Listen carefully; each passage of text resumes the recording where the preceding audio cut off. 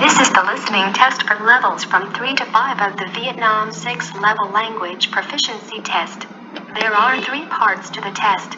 You will hear each part once. For each part of the test, there will be time for you to look through the questions and time for you to check your answers. Write your answers on the question paper. You will have 5 minutes at the end of the test to transfer your answers onto the answer sheet. The recording will now be start. Please ask any question now, because you must not speak during the test. Now open your question paper and look at part 1. There are 8 questions in this part. For each question there are 4 options and a short recording. For each question, choose the correct answer A, B, C or D.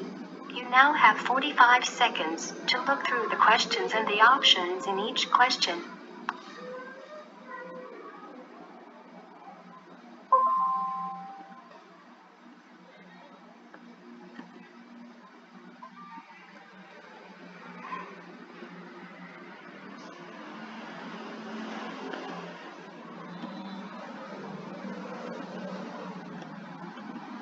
Now we are ready to start. Listen carefully. Look at question 1.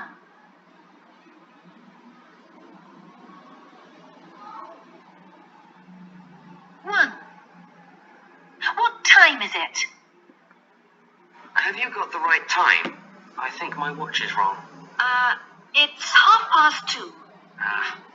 My watch says 20 past. Well, it's 10 minutes slow then.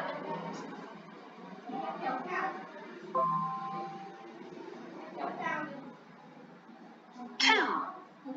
What's Michelle going to read? Can I read your newspaper, Michelle? Didn't you bring a book with you? Yes, but it's not very interesting. Oh, here you are. I'll read this letter from John.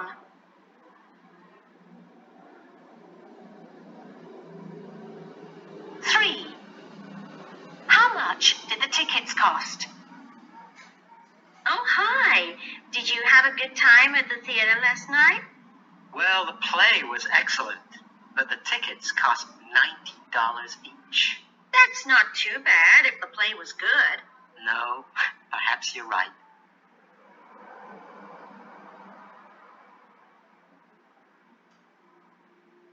4.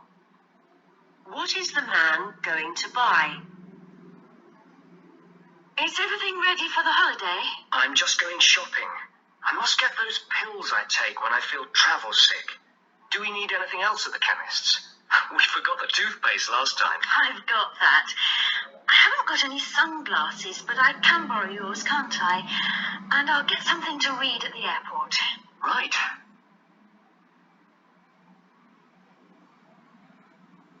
5. Which dress is Kate talking about? Oh, Mum, this dress is still dirty. It can't be, Kate. I've only just washed it. Well, it is. The mark on the collar has gone, but there's still a small one here. Look, it's at the front, just below the button. It's where I spilt some Coke last week.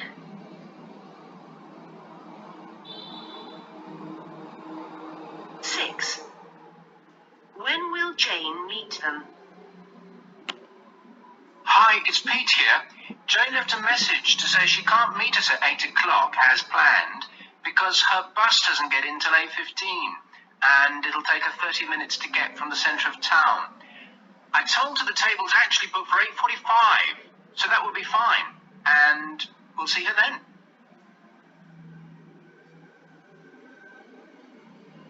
7.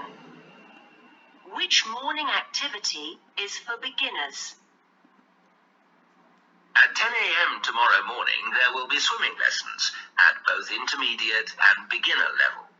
Then there will be volleyball practice at 11:30 for all those of you who are already in one of the teams. Also in the morning, for those of you who already know how to sail, there's a chance to do some practice on your own. There will be lessons in both sailing and windsurfing for beginners after lunch. 8. Which painting does the woman decide to buy?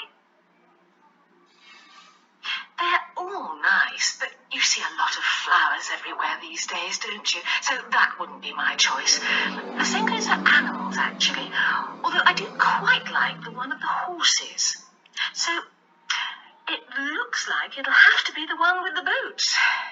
It will be a change from that bowl of fruit I've had on the wall all these years, anyway.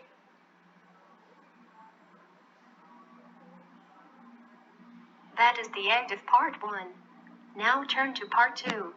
You will hear 3 different conversations. In each conversation there are 4 questions. For each question, choose the correct answer A, B, C or D.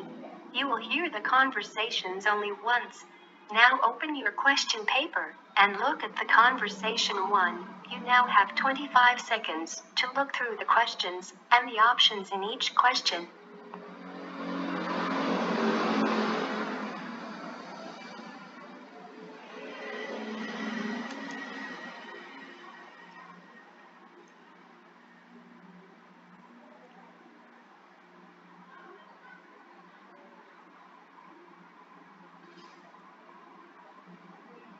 Now we are ready to start. Listen carefully.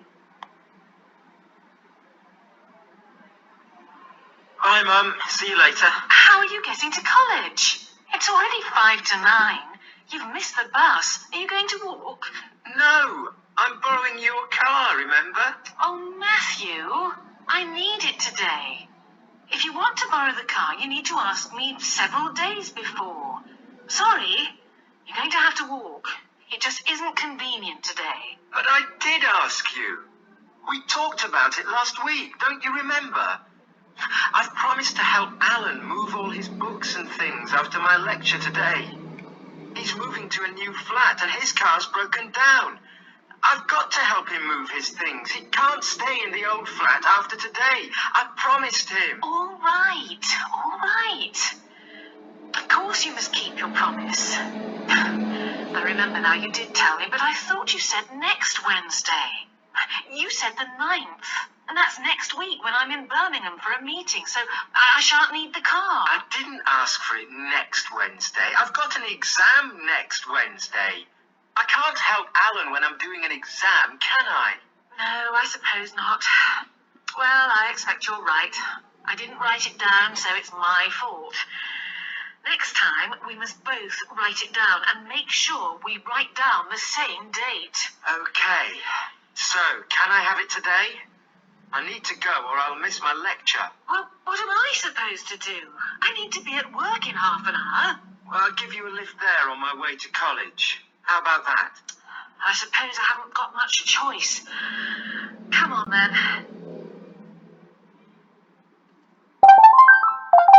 Now open your questions paper and look at conversation 2. You now have 25 seconds to look through the questions and the options in each question.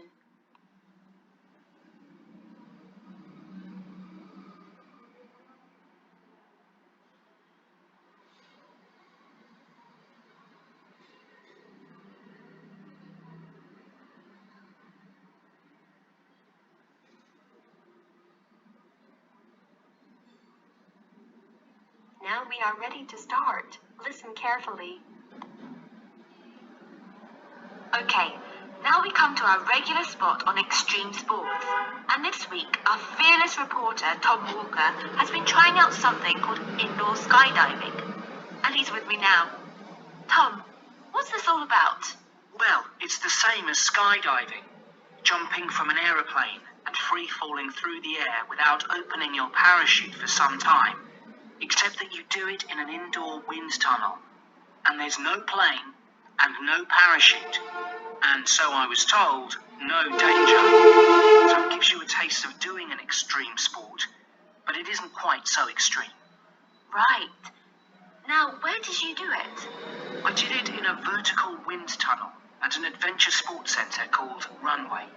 What exactly is a vertical wind tunnel? Well, it's a tunnel that gets filled with air. The air is provided by 4 enormous industrial fans, of a kind that usually provide air for underground systems. These fans produce a column of air that rushes through the tunnel from below at more than 160 kilometers per hour. When you're in the tunnel, You float on this air. The machine has been described as being like an enormous hairdryer. It allows you to fly as if you had fallen from a plane, but you are only 2 meters off the ground. And it's completely safe, is it? Yes. There are bars across the top of the tunnel to stop you flying off, up and out of the tunnel. The tunnel is 4 meters wide and has glass walls. The only small problem you might have is that you keep bashing into these walls. But you're not really going to hurt yourself a lot by doing this. The only injuries you are likely to get are sore elbows and knees. In fact, it's so safe that the centre is open to anyone over the age of 4. In America, where the idea was invented by the military in 1994, pensioners in their 80s regularly have a go.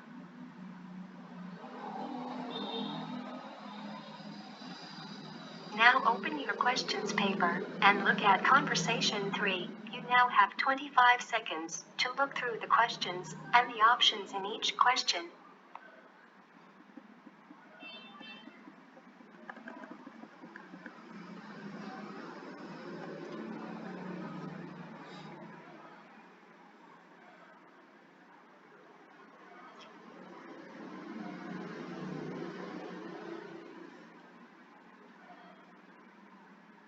Now we are ready to start. Listen carefully. Hi, Yun.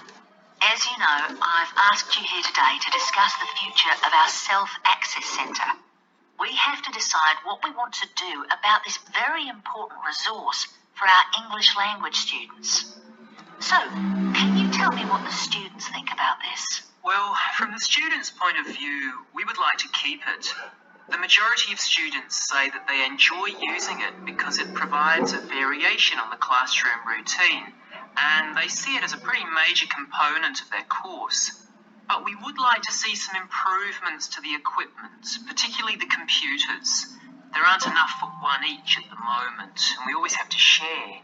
Well, yes, the teachers agree that it is a very valuable resource, but one thing we have noticed is that a lot of the students are using it to check their personal emails. We don't want to stop you students using it, but we think the computers should be used as a learning resource, not for emails.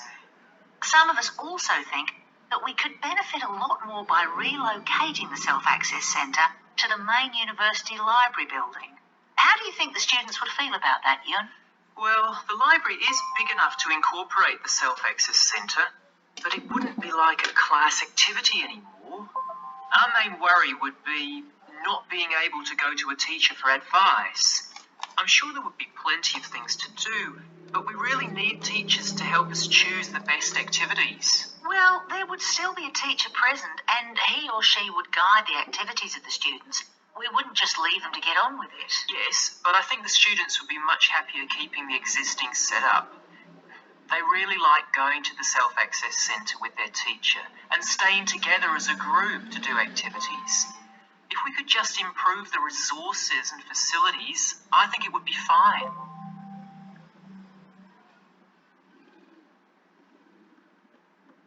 That is the end of part 2.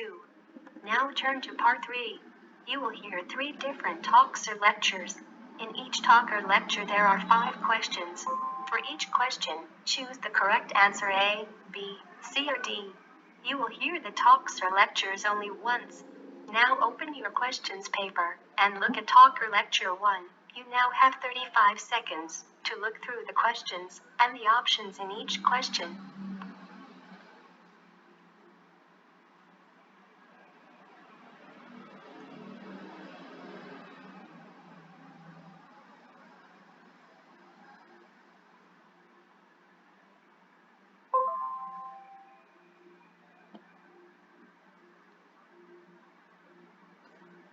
Now we are ready to start. Listen carefully. Dolls have always fascinated me, and that's why, 5 years ago, I was delighted to be offered the job of running a doll museum. Dolls have existed for thousands of years, and the earliest dolls we know about were found in graves in ancient Egypt. I only wish we could get 1 or 2 for our museum, but we haven't unfortunately got anything as old as that in the museum. All the same, We have got examples from Europe from the 12th century, but my favourite early dolls are actually from the 17th century. They interest me not just because they are early, or fairly early, but also because of the clothes they're wearing. They have their original clothes, and from them we know what the owners wore, since dolls in those days were always dressed like their owners. They were made of the only material readily available for things like this at the time, solid wood, and they were painted in great detail. In fact, on the best examples, like the ones in the museum, the detail includes the 17th century makeup. Dolls like these were very expensive then, and only the very rich could afford them. These days, they're popular with collectors, and if you want one today, you have to pay anything up to £10,000 for a doll in perfect condition from this time.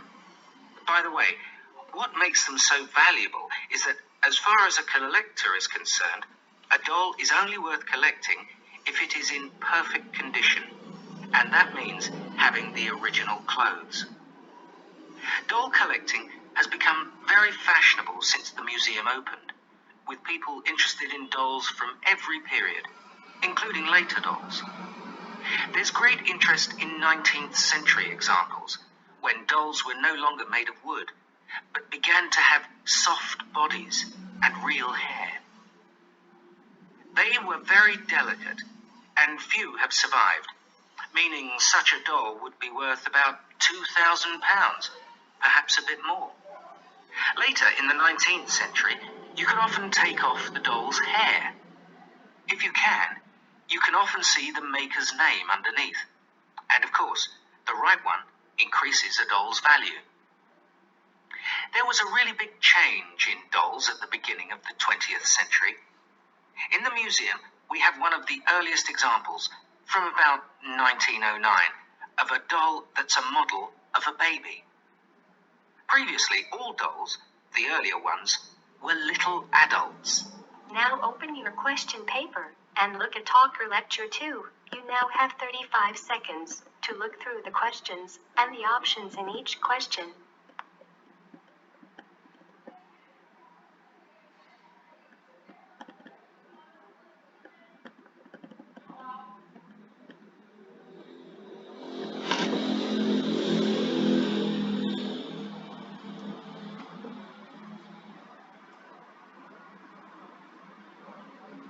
Now we are ready to start. Listen carefully.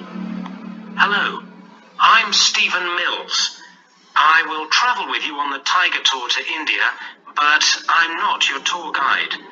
I work as an artist, and I'm going to take some photographs of tigers so that I can use them when I paint some pictures later.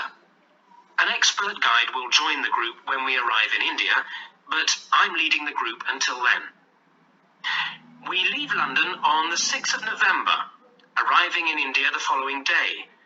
It's a good time of year to visit the wildlife park where the tigers live. The rainy season finishes in October, and later in the year, the park gets more crowded and the tigers become shy. We'll spend 10 days in the wildlife park. There are 20 other types of animal and 300 types of bird to see, as well as tigers. There are 18 of us all together, and everything is organised for our comfort by the tour company. For example, although we're in the jungle, we won't have to sleep in tents. The hotels where we'll stay are all very comfortable. To be sure of seeing tigers, we'll stay in 2 different parts of the wildlife park. We'll spend 3 days in the north, where we'll travel around in an open truck, and the rest of the time in the south, where we'll travel around on elephants. That should be fun. On the way back to London, we have dinner and 1 night's bed and breakfast in the Indian capital, Delhi. There you can either go sightseeing or go shopping, whichever you prefer. But please note that lunch is not provided on our day of departure, as the plane leaves at 2 in the afternoon. Now, if there are any questions, I'd like... Now open your question paper and look at Talker Lecture 3. You You now have 35 seconds to look through the questions and the options in each question.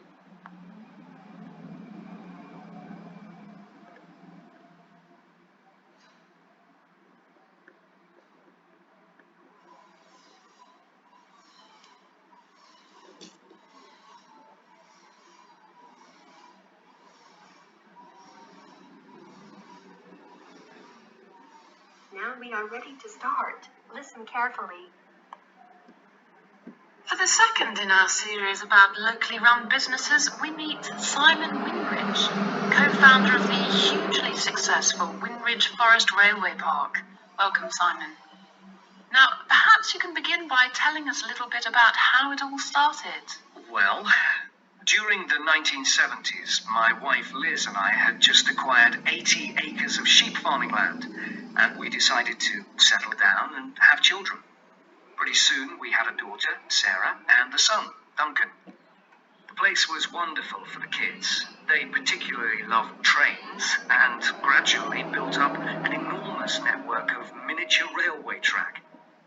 I began to develop larger scale models of locomotives, but we didn't think anything more of it until I went on a trip to a theme park near Birmingham and decided we could do a much better job.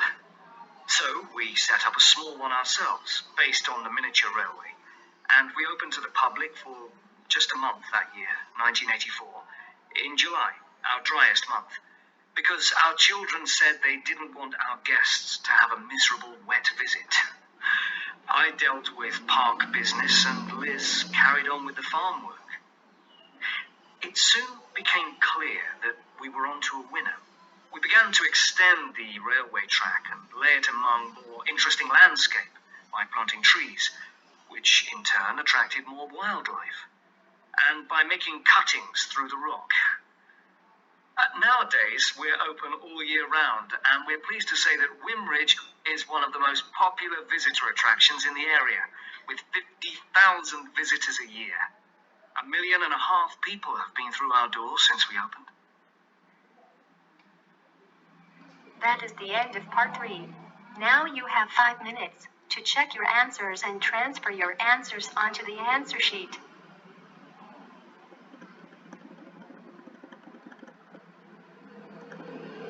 Tiếp theo là phần C, reading. Bạn sẽ làm trong 60 phút.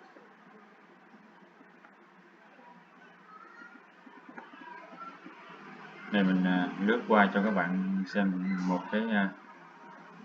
một lượt ha. Này là các bạn cần thì mình sẽ gửi cái file này cho các bạn làm ha.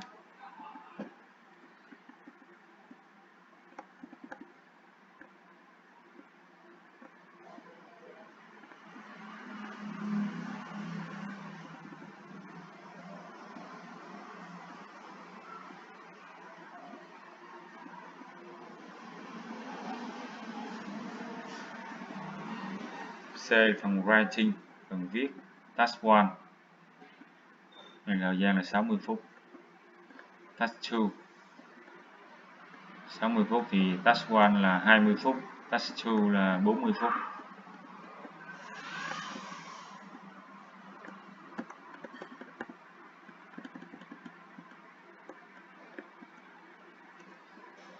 Cảm ơn các bạn đã theo dõi video nha. Rồi hẹn gặp lại các bạn.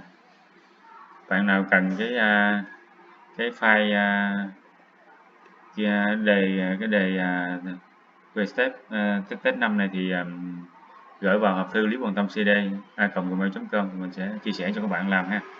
Rồi chúc các bạn một ngày mới vui vẻ thành công nha. Tạm biệt các bạn.